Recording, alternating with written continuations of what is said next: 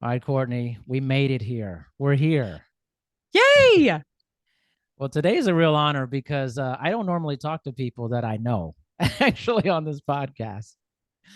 And I don't either, Darian. And yeah, I am just so excited to talk to you professionally. We talk personally all the time, but this is super yes. fun. So I've known Cortney for I think it's like 10 years at this point. It's been like a decade. It's going on a decade, Cortney. It's a long time. It's a long time, Darian. And I know for the listeners out there that uh, Cortney is a very private person. I know this. So she doesn't often do these things. And so it's a real honor to actually be doing this with you in this setting. Thank you. Thank you. And you certainly do know that about me. I think I don't necessarily come across as introverted, but I'm actually quite introverted. I'm really a researcher at heart. I like to work in my little lab in my desk with my reading and writing. And being public is actually not the easiest thing for me, but it's something that I've been practicing over the years because I think it's so important to have open, meaningful conversations in a public forum about psychology, because really the goal is to use the material to help yourself. And so if I want to promote the material and share it with people, I actually have to get pretty public. Well, let's talk about something that's not very easy. Let's talk about love, and particularly your book, Letting Go of Your Ex. Great book. Everyone will have the add on. You'll be able to listen how to get it, the whole thing. But um, I know this from knowing you, but how did this come about and wanting to talk about breakups, which is something that is a pretty universal topic among most people? You know, Darian, it's one of the most common reasons people come to therapy. All of us as adult humans at some point in our life will date and we will probably have our heart broken. We will also probably break someone else's heart. So, love is really, and especially romantic love, is really a topic that all of us grapple with at some point in our lives. How to love someone else, what it's like to date, how to be intimate, how comfortable we are with our romantic relationship partners. It's going to be a conversation that you're going to have in your own mind and in your own life at some point. And I really never intended to write a book about breakups. What happened was I gave a talk on self-deception many years ago at this point, a TEDx talk, in which I used myself in romantic relationships as an example of how you can lie to yourself. And I did that really deliberately because it's such a common experience to struggle in romantic relationships for people. And I was very aware of how my own lying kept me in relationships that weren't healthy for me, attracted to people that weren't good for me, lacking vulnerability and intimacy with people, even when I really wanted it. And so after giving the talk, I ended up getting so many questions, not necessarily about self-deception, but about how to be honest with yourself in romantic relationships. And so this book kind of emerged as a response to that over the years.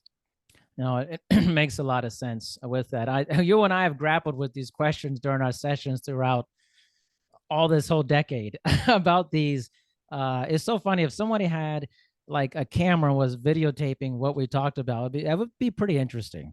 I Oh, think yeah. the majority Yes. of that stuff. But in talking about one of the things I love about the book is how you open it with talk your vulnerable nature in a relationship that you struggled with breaking up with someone with that. Yes. Why did you do that to open up the book?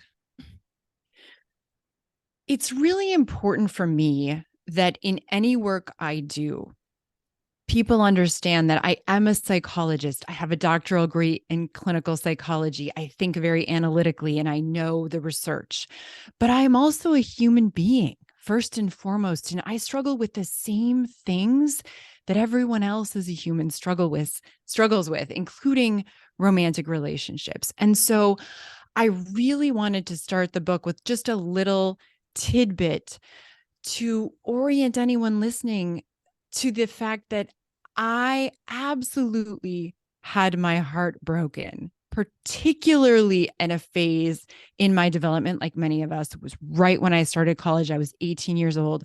I fell madly in love.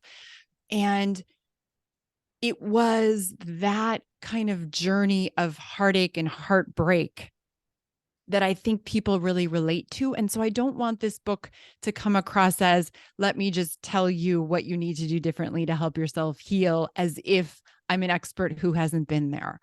I am absolutely someone who has been there and understand really how devastating breakups can be.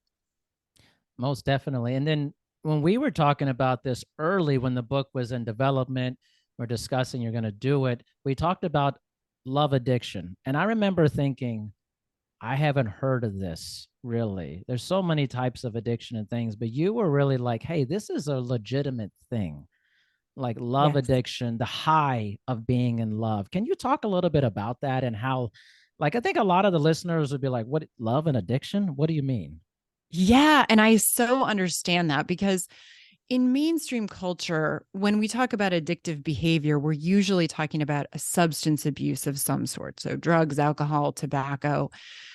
But oftentimes we don't think about love as addictive. But there is a really large emerging neurobiological body of research that's showing that the way our brains react when we fall in love, when we have that experience of romantic love that any of you listening have had, if you've ever been in love with someone, it actually probably was designed to be an addictive process in your brain. And that it mimics very much the neurobiological mechanisms that we see when someone is addicted to a substance like cocaine, where you're stimulating the dopaminergic reward center. It's a very survival-based part of your brain that is intended to help you as an organism and us as a species evolve and survive. So think about when you fall in love, any of you who ever have. You meet someone special, and all of a sudden they kind of capture your attention. In this sea of potential love interest, this one person has something that makes you interested in them. And as you get to know them better, you start to crave them. You find yourself thinking about them all the time. You're planning for the next time you get to see them. You're looking at your phone or you're checking your email. You become hyper focused on this person as if they are a stimulus, as if they're your addictive person in your life. And once you fall madly in love, you can even hear the language we use. You fall madly in love, you're head over heels. It's this profound euphoric experience of emotional elation that really is the high that we're talking about oftentimes, that keeps people hooked in any addictive behavior, whether it's to a drug or gambling or sex or chocolate or whatever your kind of preoccupation is.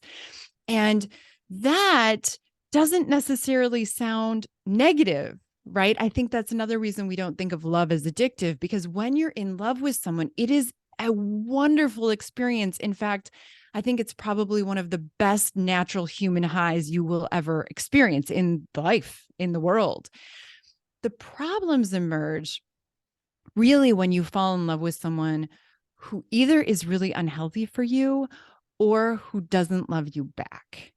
Then you end up in a situation where you're now hyper fixated and preoccupied with someone who is going to probably negatively affect your life or is negatively influencing your symptoms, such that you crave them, you want to be with them, you want to understand them, you want this attachment. And you also at some level know that you can't have it or it isn't healthy for you. And so you have to break free somehow. Is there an element too, like, and again, in our private discussions, we've discussed about people who kind of jump to different relationships to get the high, almost like they're a junkie for the high of love. Can you speak a little bit about that? Absolutely. And you will see that. And you do see that. Sometimes, and this book in particular is really to help people who have fallen in love with one person and then it ends and you really feel like you're still fixated on this one individual that you're trying to let go of. But another thing that we will see in people is that they probably are just looking for that high feeling repeatedly. And in a longer term romantic relationship, it's pretty rare that you feel that euphoric honeymoon high for an extended period of time, right? What you get in a long term romantic relationship is a trade off where over time, your brain systems and your psychological experiences shift from being really high and elated and euphoric around this person to very bonded and connected and safe with this person. And so you will miss perhaps some of that high feeling.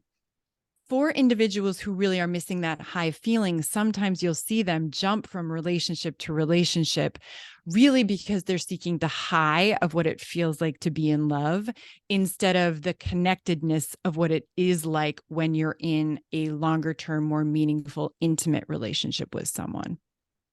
And that can also be problematic depending on your goals or what you want.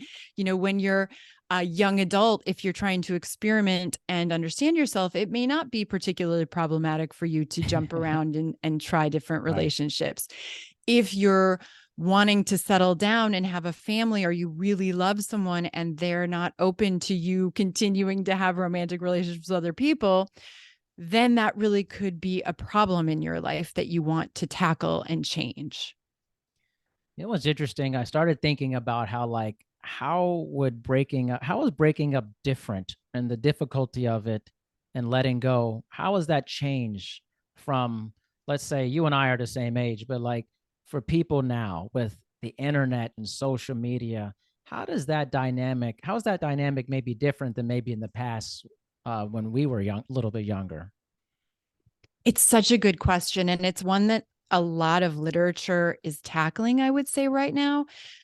And I think the most basic answer that I can give is that I'm not sure that it's any different in the constructs. So when you and I were younger and we didn't have cell phones and we didn't really have internet and you were dating, what was happening in your brain and what was happening in your experience of love was probably very similar to what anyone who's a young adult right now dating experiences. The difference is the tools that you have at your disposal to create chaos in your relationships are different, right? So, you know, 100 years ago, perhaps you had to write letters to your loved one and because there was no even phone. Now, you can look them up on social media in 1 second. You can check for text messages constantly. You have access to so much more information about what your ex is doing, if they're dating someone else, where they are. I mean, it's that part what is different. The access to them and what that means to your symptoms and your experiences if you're struggling. But the actual need for love and need for human connection and desire to have a mate or a romantic partner is probably very similar than it always has been. Yeah, I definitely think it's similar. It's interesting how the internet has been a strange thing. I know like you've done some work with like dating apps and stuff, and I feel like that's a really strange, like you and I have never had to really go through that. No, And it feels like if you breaking up with someone, the obsession or maybe just the addiction of someone, it's like you have more tools at your disposal to like be more obsessive about it. It was like definitely. harder back in the day. It's like you, I hate to say this, but you almost had to like stalk the person, like to like physically go and like do reconnaissance missions. Now you could just be at home and just look around, you know? That is certainly a struggle. And I think I see that so much in young adults who are going through breakups. There was an element, I would say, when we were younger, where you really could get some distance from your ex if you had a bad breakup. Yeah. Even if you went to school together or were in college together, there were ways that you could sort of cut yourself off from them more easily. Now, everything is so interconnected and so online that it's actually probably going to bombard you with triggers and memories. Even, for example, let's say You had a restaurant that you went to regularly with your ex, and the internet tracks all of the things that you like, right? So, you get those pop-up ads where you're like, how do they know this about me? And it's because you've been searching for, that new toaster for 3 months. Yeah. And so now you get toaster ads constantly, right? Well, you are very likely then to have reminders through advertisements, through mutual friends, um, any kind of social media interaction is more in your face. And it's much harder, I would say, for people nowadays to really take the space that often they need in order to grieve the end of a meaningful relationship. Yeah, that's what it seems like. I try to inform myself with this with other people who are dating because I'm like, man, I haven't dated someone in like 20 years, but it seems like it's a minefield. But I wonder, like, as someone writing this book, how do you how do you glean things from your writing into your own personal life? How does this influence that? I mean, obviously it's not about breaking up in your life, but like, what are the lessons you take from writing something like this and then applying it to your own life and your relationships? I fully believe that the goal for us as humans is to be as honest with yourself as possible. Because the more honest you are about who you are, what you need, what you care about, the more freedom you have to make deliberate choices in your life that lead you to fulfillment.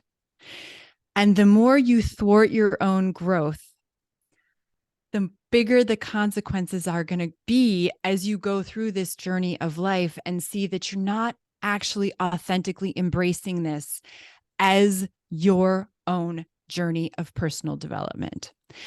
And so when I write anything, including this book, what I really most profoundly hope for anyone who listens to me or who reads something that I write is that they will take some core, solid psychological information and be able to apply it to their own life so that they are living in the most fulfilling way possible for them. And that is so hard to do in practice. We can talk about self-awareness and self-assessment as if they're these things, oh, you just go do it, you just figure it out. Living a deliberate, conscious life is so much work because you have to think about things, you have to notice things, you have to be self-aware, you have to fight off any of your ego-based defenses that will try to keep you protected and try to keep you from changing. But as you do that, you get this most beautiful gift. You get the freedom to create yourself and your life so that at the end of your life, you aren't full of regret. You look back and say, I did the best I could with the information that I had. And I did that every day. And it's those choices that you make each day of your life that seem small. These aren't the choices like, should I marry this person or divorce this person or move to this city or take this job? I'm talking about in a moment where you have a negative thought about yourself, or a moment where you're thinking about your ex and want to send them a text message, or the moment you open the fridge and really want to have the chocolate bar, but no, that's really not in your best interest health wise, that you pause and you say, let me think about this for a minute. What choice do I want to make? Is it enhancing my life and helpful for me? Or is it actually something that's going to hurt me in the long run? It's that process every day that will eventually lead you to being as secure and safe and empowered in your own skin as possible, so that when hardships come your way, like a really brutal breakup or even a divorce of, someone you've been in a relationship with for 30 years, you're able to take it in stride without letting it break your spirit. One of the things I admire most about you, Cortney, is all the things you've shared with me throughout the years about your life. And probably the greatest thing that I've witnessed about you, I think this is important for the listeners because as the therapist in practice and doing these things is, I know that you had a complicated relationship with your mother growing up, Mhm. but one of the most beautiful things is how you came together with you and your mom and her end of her life and the honesty you had with each other. That was beautiful. And actually being a part of that, peering into that over that time and all the time you spent and all of the conversations you discussed with me about that, I thought, this is someone who actually really lives their practice. And there's no BS here. And I just I just think about, I thought a lot of experts or we will come on and they say stuff, but behind the scenes they may not actually be doing the work. You are Mm. all about the work. I just thought I wanted to tell you that I admire that about you so much. That's probably the greatest compliment you could give me, Darian. I really appreciate that. My mother, like many of our parents, for anyone listening out there, a la Freud way back when, your Mhm. relationship with your mother is perhaps the most important relationship of your life. There are lots of reasons for that. My mother was a very complicated woman. She was brilliant. She was loving. She was thoughtful, but she had a very complicated early childhood past that was very traumatic and really affected her emotional well being. And as a young child, uh, I had some really big challenges because of it. Like many of the listeners, my parents were divorced at a really young age. My parents had a very dysfunctional, very abusive, very violent relationship before their divorce. And my mother ended up in a mental institution for a while. And so, as I aged and had to unpack how that affected me in my romantic relationships, welcome to self deception for Mhm. any of you who are interested in that topic. um, I really had to come to a place where I could see her as a separate person from me and appreciate all of the wonderful gifts she gave me, which were many, but also forgave her for the things she taught me that she did not intend to teach, but that dramatically affected me anyway. And so she died a couple of years ago with a terminal illness right at the beginning of COVID. And when we found out her diagnosis, I really had to pause and really think through, how do I want to end my relationship with my mother? She is who she is. There are some things that are not ever going to change about her that are hard for me. And there are some things that I absolutely love and appreciate about her. So let's be deliberate. How are we going to craft the end of your life? How am I going to help support you through it? How am I going to get to a place with you where you leave this planet and we don't have any unfinished business? That is my goal. And that's what we did. And I am forever grateful for that because, I've said this many times. I think living with regret is one of the most painful experiences you have as a human because regret is kind of made up of two parts. The first part is the longing for a different outcome. So it's looking back and wishing that something different had transpired or happened. But the second part of it is, and I could have done something to get that. I am somehow responsible for the outcome that was created. And I knew better. And I could have done it differently, and I didn't. And you put those two things together, and it is so painful as a human because it's those moments in your life where you think, oh my gosh, I knew better. She was dying. I knew she was dying, and I didn't say those things to her. I didn't have those conversations. I didn't try to resolve it while I could. And now she's gone, and now I'm just left with this hole. And as a therapist and as a psychologist, the hardest part of that is that we can't go back and fix it now because it already happened.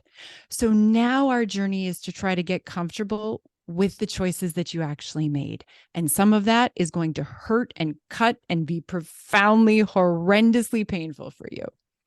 So the degree to which you as a human being can really deliberately say, this is the situation I'm in. This is the hopeful outcome that I have. what I have control over, only what you have control over, because you can't control other people. If you can then look yourself in the mirror and say, I did the best I could to get this outcome so that I don't have regret about how our relationship ended. I promise you, even if the outcome is painful, you will stand taller. You will love yourself more. You will have more self-respect and trust because you did what you thought was right, independent from whatever anybody else said or thought or did. You know what's interesting? One, thank you for sharing that. And I was always blown away by all the effort you gave towards the end of your mother's life. Like seriously, I would tell my wife all the time, I was like, Cortney's doing it. And I thought it was really interesting because your mother's passing and my wife's mother's passing was in a kind of a 5-year span together. And Michelle's was very different. You know, she tried to do all the things and there was a lot of resistance. But we're all basically crafting the end of someone's life, the relationship. I mean, it's all going to break up at some point on some level. We're all going to die, Darian. We're all going to die. You know, these are the things we talk about during these sessions. They're light topics, right? We're very light topics. Just light stuff. But I wanted to jump into a little bit because I love talking to you about this. And I think this is so good for our audience too, is why is it so hard to be honest with yourself? It's so hard because we are psychologically protected from truths that hurt us. We are constructed to survive, to keep ourselves safe, to keep ourselves afloat. And that includes trying to maintain a version of reality that we can psychologically tolerate. So humans become excellent liars, first and foremost to themselves, to protect themselves from admitting things that they don't want to be true, that they wish were different. The really, really big catch here is that we protect ourselves from pain by deceiving ourselves, but we also restrict ourselves from growth. So you enter into this dialectic dilemma between staying safe and staying comfortable, even if that comfort is in a highly dysfunctional, completely painful, terrible life reality, or having a radical shift in perspective that literally forces in your face a reality that you've been avoiding, that you've been trying to distract yourself from, that you don't really want to admit. But when you do, now you have this wonderful opportunity for freedom and growth. Because once you're confronted with a difficult reality, you now have the opportunity to grieve it, to understand it, and eventually, hopefully, to accept it so that you can utilize it to transform the way that you live your life. And so in that way, we deceive ourselves because it protects us, but in the long run, it only hurts you. It only hurts you more to continue to lie to yourself. It's kind of like in going back to relationships, a lot of people may see that you're in a not a great relationship, but you yourself may not want to see it. Yes. Talk a little bit about that, because I think so many people have had that. Maybe their friend said, I don't think this person is good for you. This seems like a bad relationship. And then you make all these excuses for this person about all the qualities that you know are not great, but you try to like pass them off as being okay. I think at some level, the reason that falling in love feels so good is because it's based in a fantasy version of your lover. And I mean that in the most loving possible way that I could present it. Part of the love experience, romantic love experience, is that you find this person and you somehow are convinced that they are the best because they make you feel so good. They're this magical human, and you could give just the constant giddy rendition to all of your friends about how wonderful they are and how beautiful they are and handsome and generous, and your friends like you may be looking at them sometime going, I mean, are you serious? Because I don't see any of that. I see zero of those qualities in the person you're dating right now. I'm listening to you. I hear that you believe them, and I see it all over your face. You look elated. You're giddy. You're excited, but I don't see it. So oftentimes when you're in a relationship like that, over time, you will naturally have some of that fantasy deceptive part taken away. And some of that's really healthy. So as you move from a really high induced romantic relationship into a more attached relationship, oftentimes you're confronted with a much more honest version of your mate, which includes a whole bunch of unattractive qualities, things you don't like about them. They slowly come into your conscious awareness like, oh, I actually really don't like that about you. And the hope is that you pair with someone, or you're dating someone who, even when you see the things you don't like, you still choose them, right? Like that's really what a longer term relationship, meaningful relationship is. It's the ability to see your partner honestly, see yourself honestly, and still actively choose to have them in your life despite the things that you don't like. Or perhaps even better said, because of the things that you don't like. There's this embracing of the other person as a whole being for who they are. Their job in life is not to be who you want them to be. It is also not to be the ideal person according to your criteria. Their job in life is to be the best versions of themselves possible, just like your version in this life is to do the same, right? Sometimes after the falling in love phase, it becomes obvious that you're not a good fit for each other. And you, as a friend, might be watching this person who you love and admire and care about with someone, and you're thinking, this person is an absolute nightmare. They're not healthy for you. They have some really dysfunctional tendencies. They don't make you feel good, whatever it is you're noticing. And oftentimes, when your friend who you're talking to can't acknowledge it, it's because they're defensive. Or as you just said, they're making excuses. They're trying to still salvage this relationship because they don't really want to acknowledge that it's not good for them, or that maybe they should consider making some shifts in their relationship. It doesn't mean they need to break up, but that perhaps something needs to change in order for this to function or be healthy for them. So what I would say is, if you see people that you love in relationships that you think are really unhealthy or problematic, you're not alone. It happens to all of us probably, where we love someone and we think they're not with a partner who's very healthy for them.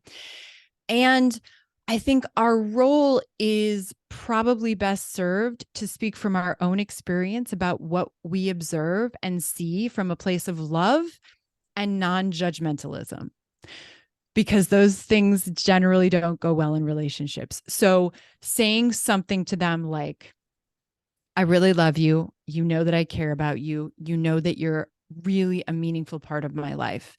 And I want to share my perspective on your relationship with you simply because I care about you. And I don't want to regret that I haven't shared it in case it's relevant to your decision-making process. This is what I notice. This is how it seems like it affects you. And this is why it worries me. And you present it in the most loving way that you can. And then you let go of control and you let them use the information as they see fit on their life journey. Well said. Very well said.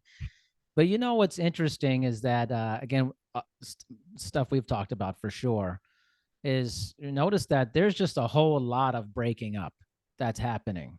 And statistically, we know that a lot of marriage ends in divorce. And this is not even counting the people who are just staying together out of fear, potential of being single. That percentage is probably way higher once you add in that. Why Yes. is it so hard to grow with someone over a long period of time in a relationship? Well, so many reasons. Our needs change over time. So who you are and what you want when you're 20 looks a lot different oftentimes than what you want when you're 40. You know yourself better, hopefully. You see your mate more realistically. Things about your lifestyle might be different that really didn't bother you when you were 25, but now at 45, you're thinking, this isn't how I want to choose to use my time. I think also there's so much cultural pressure and unrealistic messages about what a healthy romantic relationship should be or looks like that many of us internalize without even deliberately questioning when we're young. So, for example, if you entered into a relationship by choice, so you didn't have an arranged marriage, there's very much the cultural message that you should marry someone who you fall in love with. They're your soulmate. They complete you. There's one person for you. It should be this, to become one experience, which really is problematic on so many levels and based very strongly in faulty beliefs about love, about relationships, about your own identity as a human being. And so if you enter into a long-term relationship with some of those expectations culturally, that can really, really set you on a bad trajectory over time to not break up because your expectations are probably highly skewed and not realistic.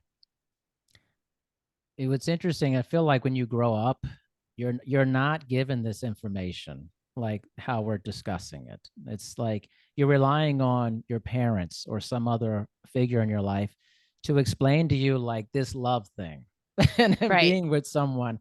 And then all these factors like, seeing a positive relationship or seeing a negative relationship. How Mm-hmm. can this best be cultivated in young people growing up to get the best information to make the best decision about entering a relationship? Mm. Well, it starts with the parents and the people in our lives and our communities being honest about what romantic relationships really mean and entail in your life. So, for example, as a parent, I think modeling healthy conflict and conflict resolution is critical. But in Western cultural contexts in general, we really try to protect our kids from conflict. And one of the things that happens is that if kids grow up in a really adverse environment, which we know is going to predispose them to struggling in their romantic relationships and actually struggle with all kinds of health issues that are broader than that, but they're very likely to see conflict handled in an incredibly unhealthy way through physical violence, through neglect, through abuse, through substance use, through distraction. In a more functional household, for myself, for example, as a parent, there are times that I don't share with my kids just simple things that are difficult that my husband and I have to negotiate. And actually, it's really important for them to see that I don't agree with my husband about everything. And it doesn't mean that I don't love him. And it doesn't mean that I'm leaving. And it doesn't mean that we're not a team on this family together.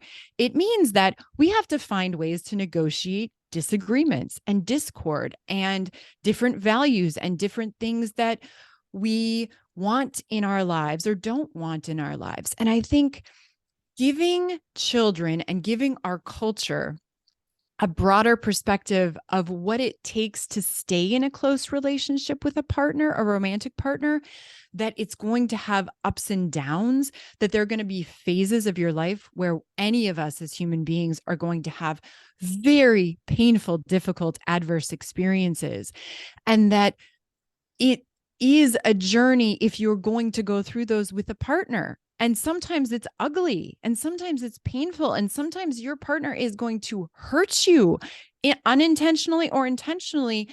And that doesn't mean that you walk away immediately. It means that we have to teach ourselves and those around us skills to navigate that with love, with respect, with compassion. I'm always going to go back to the most self-actualized values of humans, the things that I believe all of us should aspire to become over the course of life. We're never going to really get there, but it's the goal. Things like having empathy, having compassion, enduring some pain, trying to work with someone from a non-judgmental place of, let me understand you, let me see you, let me respect you enough to try to see your perspective on this. And even if at the end of the day, I completely disagree with you, I still am approaching you, hopefully, from the best version of myself. So much of long-term romantic relationships require that you are able to respect and acknowledge your partner as a separate entity from yourself and embrace them for that without trying to change them, while learning to communicate you and who you are as a separate entity from them and what you want to do with your life. And then you find overlaps between the two of you so that hopefully you have a couple identity or a joint identity that is fulfilling, and that's more fulfilling with them in your life than not. Because if it's more fulfilling to not have them in your life anymore, I probably am going to be the outlier here and say, I don't actually believe that staying married is inherently the right choice. Yeah, most definitely. I think we always discuss this during the training sessions about, like, you and I both like to have alone time. Oh, yeah. And that's really important. But I think sometimes you get into a relationship and you think, well, I have to be around this person. Like, we have to do all these things together. We have to be able to hike together. We have to be able to go watch the opera together. And it's like, I was like, no, like, you are still an individual person that had all these goals and aspirations before you met this other person. That to still stay on that path as well, I think, is really important, you know? It's so central. It's central because you never know what life is going to bring your way. There are no guarantees. There are no guarantees that your marriage is going to last, that you're going to want it to last, that your loved ones are going to be healthy and safe, that people aren't going to die, that you're not going to go bankrupt, that the economy is not going to go through COVID. You can't possibly know. The only thing you have control over is yourself. And so learning to deliberately explore yourself and manage yourself and embrace yourself is so much of the journey of life.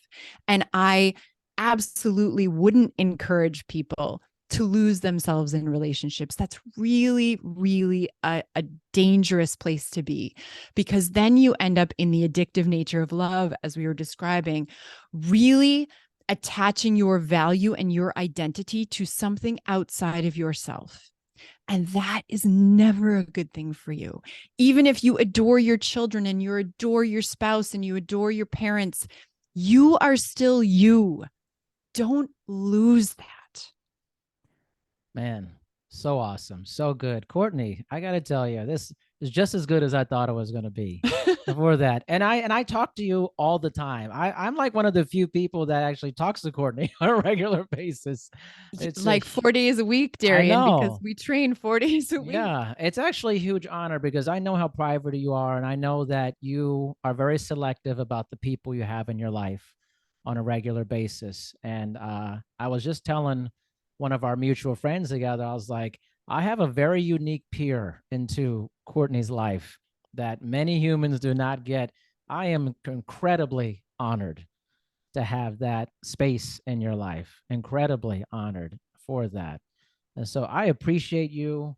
I care about you. I'm grateful. I have so much gratitude for your place in my existence on a regular basis. Seriously.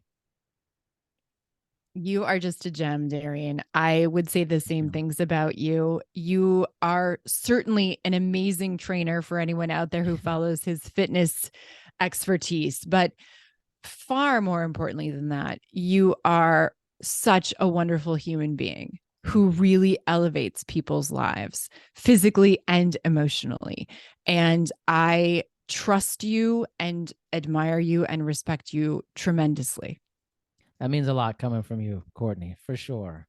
And Thank you so much. And the book is Letting Go of Your Ex. An incredible read, very easy to read. Lots of great exercises in there that if you do the exercise, you'll confront your reality. You will. There's a lot of self-deception information in there. So it's just awesome. So please let everyone know some ways that they can get more of your information and connect with your body of work. My website is drcortney.com. That's CORTNEY.com. I have Instagram and YouTube and TikTok. I just started a TikTok channel. These are not natural to me. I'm not much of a social media person, but they are ways that I can help spread some solid, empirically supported psychological material to the public. And so if you do follow social media, feel free to follow me, read the book, write a review. Certainly, I hope that everything I do helps elevate people's lives. So you can follow me in any of those places. I also give talks and do public speaking quite often. Most definitely. And definitely go to YouTube and watch that TED Talk. That's one of the, actually, when I met Cortney, I think you had already done the talk already or something. I think I had. Yeah. And it has like 1.8 million views. It's wildly popular, but it's one of the first ways I knew Cortney, because I think I could say this, but like when I met Cortney, she threw me off quite a bit because I wasn't used to Cortney's, like most people, like when they train, they want to talk. A lot of people want to talk. Cortney's like, we'll talk, but when we're done, I got to go. I gotta get out of here.